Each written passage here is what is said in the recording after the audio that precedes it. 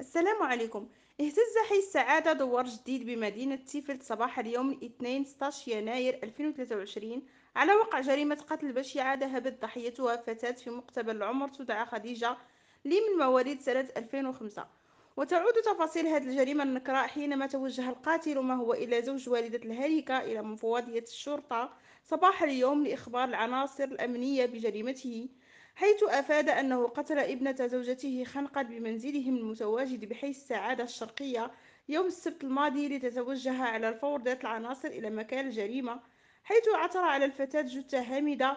وبعد اتخاذ الإجراءات اللازمة في مثل هذه الحالات من طرف الشرطة القضائية والعلمية، تم نقل الجثة إلى مستودع الأموات بمستشفى القرب بتيفلت لإخضاعها للتشريح لمعرفة أسباب الوفاة، فيما فتحت العناصر الأمنية تحقيقا لمعرفة أسباب وملابسات هذه الجريمة النكراء، كما تم وضع الجاني تحت تدابير الحراسة النظرية رهن إشارة البحث الذي تشرف عليه النيابة العامة المختصة.